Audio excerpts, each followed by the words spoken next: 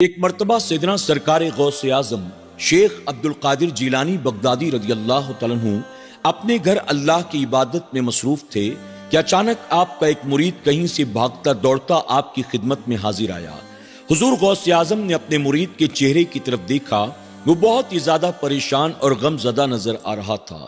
حضور غوث اعظم نے اپنے مرید سے فرمایا، بیٹا کیا بات ہے، تم اتنا زیادہ پریشان کیوں ہو؟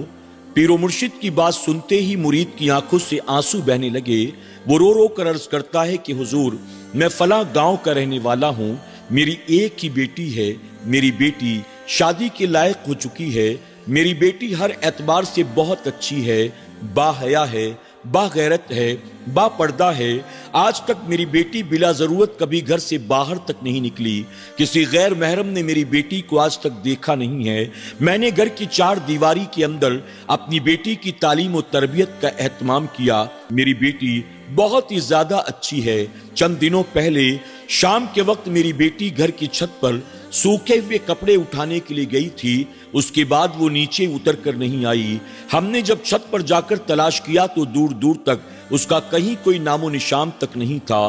وہ مرید روتے روتے کہتا ہے کہ حضور، میرے گھر کے چھت پر جو چار دیواری ہے، یعنی چاروں طرف جو میں نے چھجا اور دیواریں بنا رکھی ہیں، وہ بہت ہی زیادہ اونچی ہیں، اس کو پار کر کے اس پار جانا کسی کے لیے ممکن نہیں ہے۔ پھر بھی اپنے دل کے اطمینان کے لیے میں گھر سے باہر نکل کر آیا۔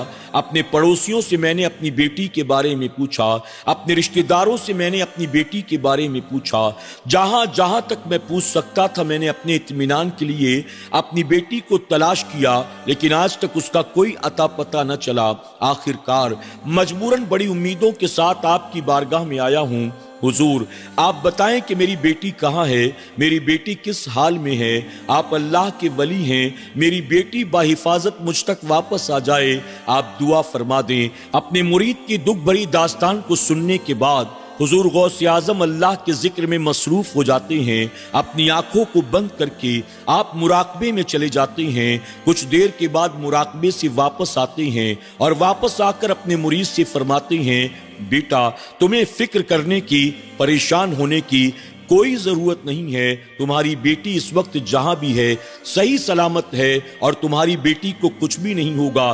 تمہاری بیٹی صحیح سلامت تمہارے پاس بعزت واپس آ جائے گی، لیکن تمہیں ایک کام کرنا ہوگا۔ مرید کہتا ہے، حضور بتائیں کہ مجھے کیا کرنا ہے، اپنی بیٹی کے لیے میں کچھ بھی کرنے کو تیار ہوں۔ اس پر سیدنا سرکار غوث اعظم فرماتے ہیں، تم قرن کے جنگل کے بارے میں تو جانتے ہو؟ مرید کہتا ہے، جی حضور میں نے اس جنگل کا نام سن رکھا ہے، کبھی جانے کا اتفاق تو نہیں ہوا، ہاں البتہ لوگوں سے میں نے سنا ہے کہ اس جنگل میں لوگ دن کے اجالے میں جاتے ہوئے بھی ڈرتے ہیں۔ آپ بتائیں کہ مجھے کیا کرنا ہوگا؟ حضور غوث اعظم فرماتے ہیں، کل نماز فجر ادا کرنے کے بعد تم قرن کے جنگل کی طرف چلے جانا۔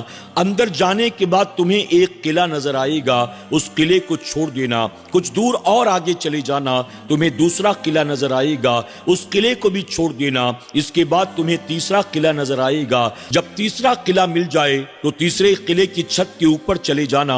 اوپر جانے کے بعد تم میرا نام لینا اور میرے نام کو لے کر ایک گول دائرہ بنا لینا، یعنی نام لے کر ایک حصار کھینچ لینا، اس کے بیچوں بیچ بیٹھ جانا اور بیچوں بیچ بیٹھ کر تم میرا نام لینا۔ تھوڑا وقت گزرنے کے بعد اب وہاں سے جنات کی فوجوں کا گزر ہوگا۔ جنات تمہارے قریب سے ہو کر گزریں گے، ایک سے ایک خطرناک جنات ہوں گے، تمہیں ڈرائیں گے، تمہیں دھمکائیں گے، تمہیں مارنے کی کوشش کریں گے، لیکن تمہیں ڈرنے اور گھبرانے کی کوئی ضرورت نہیں ہے۔ تم اطمینان کے ساتھ اسی دائرے کے اندر بیٹھے رہنا، اس سے ہرگز باہر مت نکلنا۔ کسی جن کی جرت نہیں ہے کہ میرے نام سے جو حصار بنایا جائے وہ اس کے اندر داخل ہو جائے۔ اطمینان کے ساتھ تم بیٹھے رہنا۔ جب دھیرے دھیرے تمام جنات وہاں سے چلے جائیں گے تو جنات کا بادشاہ خود تمہارے پاس آئے گا اور تمہارے آنے کی وجہ پوچھے گا۔ تم اس سے کہہ دینا کہ تمہیں عبد القادر جیلانی نے بھیجا ہے اور تم اپنی بیٹی کو تلاش کرنے کے لیے یہاں آئے ہو۔ جنات کا بادشاہ خود تمہاری بیٹی کو تلاش کر کے تمہارے حوالے کر دے گا۔ تمہاری بیٹی صحیح سلامت ہوگی، बाइज्जत होगी, उस पर आंच भी नहीं आएगी। जब मुरीद ने ये सुना, मुतमईन हो गया। हुजूर गौसे आजम से अलविदा कहते हुए अपने घर जाता है। अगली सुबह नमाज फज्र अदा करने के बाद वो कर्न के जंगल की तरफ रवाना हो गया। हुजूर गौसे आजम के फरमान के मुताबिक वो चलता जा रहा था। चारों तरफ दहशत और खौफ का माहौल था, लेकिन वो बेखौफी के साथ हुजूर गौसे आजम के फरमान पर अमल करते हुए तेजी के साथ आगे बढ़ता चला गया। काफी दूर जाने के बाद उसे एक किला नजर आता है। उस किले को पार करता हुआ मजीद आगे बढ़ता है। अब उसे दूसरा किला भी नजर आता है। उस दूसरे किले को पार करके और आगे जाता है। अब तीसरा किला उसकी आंखों के सामने था। फौरन जो है वो तीसरे किले की छत के ऊपर चढ़ जाता है। हुजूर गौसे आजम का नाम लेता है, चारों तरफ एक दायरा खींचता है और उसके बाद उस दायरे के अंदर बैठकर हुजूर गौसे आजम को याद करता है। शाम हो चुकी थी। जैसे जैसे वो गौसे आजम को याद करता जा रहा था, वैसे वैसे जिन्नात की फौज का उसके आसपास से गुजर हो रहा था। कभी वो आग के शोले उसकी तरफ फेंकते थे, कभी भारी भरकम पत्थर उठाकर उसकी तरफ फेंकते थे, कभी किसी और चीज के जरिए उस पर हमला करने की कोशिश करते थे। लेकिन किसी जिन की जरूरत नहीं थी कि गौसे आजम के नाम का जो हिसार खींचा गया था, कोई उसके अंदर दाखिल हो सके। आखिरकार धीरे धीरे करके तमाम तरह के जिन्नात आती रहे, उसे डराने की, भगाने की कोशिश करती रहे। सब नाकाम हुए। जब सारे वापस चले गए तो आखिर में जिन्नात का बादशाह आता है। जिन्नात का बादशाह भी उस हिसार के करीब आता है। किताबों में आता है कि जिन्नात का बादशाह इतना ताकतवर था कि भारी भरकम पहाड़ को अपनी जगह से उखाड़कर दूसरी जगह वो ले जाकर रख सकता था। लेकिन उसके बावजूद भी, इतनी ताकत रखने के बाद भी वो गौसे आजम के नाम से बनाए हुए हिसार को पार करने की जरूरत नहीं कर रहा था। वो हिसार के बाहर अपने घुटनों के बल बैठ जाता है और बैठने के बाद कहता है कि आदमजाद, आखिर यहां आने की वजह क्या है? अब गौसे आजम के मुरीद ने उसे पूरी कहानी सुना दी। मेरी बेटी अपने घर के छत से गायब हो चुकी है। ये शिकायत लेकर मैं गौसे आजम के पास गया था और गौसे आजम ने मुझे यहां भेजा है। अब तुम्हारी जिम्मेदारी बनती है कि तुम मेरी बेटी को बाहिफाजत, बाइज्जत तलाश करके लाओ और मेरे हवाले कर दो। जब जिन्नात के बादशाह ने यह सुना, फौरन हुक्म देता है तमाम जिन्नात को हाजिर किया जाए। अब तमाम तरह के दुनिया भर के जिन्नात वहीं पर पेश किए जाते हैं। इसके बाद जिन्नात का बादशाह गुस्से में कहता है, इसकी बेटी घर की छत पर से गायब हो चुकी है। जाओ, जाकर उसे तलाश करके लाओ। अगर तुम तलाश करने में नाकाम रहे तो तुम्हारी खैर नहीं है। जिन्नात के बादशाह ने जैसे ही यह हुक्म दिया, तमाम जिन्नात दाएं बाएं भागना दौड़ना शुरू कर देते हैं। कुछ हवा में परवाज करने लगते हैं, कुछ समंदर की सतह में उतर जाते हैं। पूरी जमीन पर चारों तरफ जिन्नात फैल जाते हैं और कुछ देर के बाद गौसे आजम के मुरीद की बेटी को बाहिफाजत, सही सलामत, बाइज्जत लाकर गौसे आजम के मुरीद के सामने खड़ा कर दिया जाता है। गौसे आजम के मुरीद ने अपनी बेटी को देखा।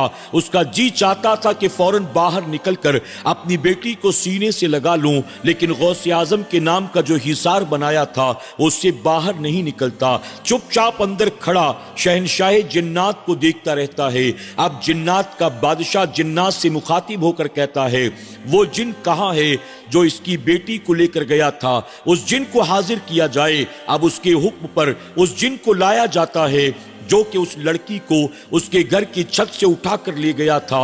उस जिन को कैदी बनाकर लाया जाता है। शहनशाह जिन्नात ने गुस्से में कहा, तेरी जुर्रत कैसे हुई तो गौसे आजम के मुरीद की बेटी को उसके घर की छत से उठाकर ले जाए? वो कहता है, मुझसे बहुत बड़ी गलती हो गई, मैं नहीं जानता था यह अब्दुल कादिर जिलानी के मुरीद की बेटी है। दरअसल मैं तो उस रास्ते से गुजर रहा था, अचानक मेरी नजर इसके घर की छत पर पड़ी। मैंने देखा वो लड़की सूखे हुए कपड़े उठा रही थी और साथ ही मुस्कुरा रही थी। उसकी खूबसूरती को देखकर, हुस्न जमाल को देखकर मैं अपने आप को रोक न सका और मैंने इसको वहां से उठा लिया। मुझसे बहुत बड़ी गलती हो गई, मुझे माफ करना। शहनशाह जिन्नात ने जब ये सुना, आग बबूला हो जाता है। वो कहता है, तेरी जुर्रत कैसे हुई अब्दुल कादिर जिलानी के मुरीद की बेटी को उठाने की? फिर उसने हुक्म दिया कि इस जिन को फौरन कत्ल कर दिया जाए। अब उसका हुक्म پاتے ہی اس جن کو لے جا کر ایک کونے میں قتل کر دیا جاتا ہے،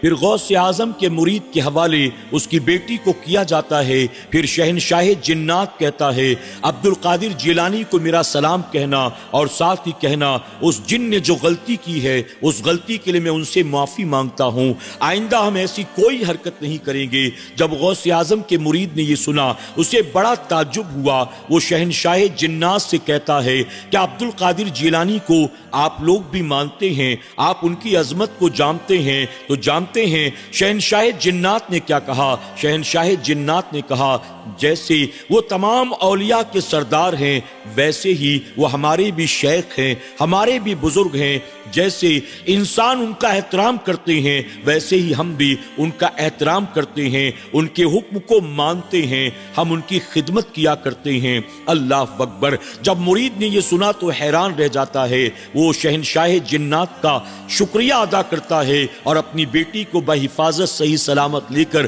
اپنے گھر واپس آتا ہے اور غوث اعظم کی خدمت میں حاضر ہو کر تمام واقعہ بیان کر دیتا ہے۔ سبحان اللہ۔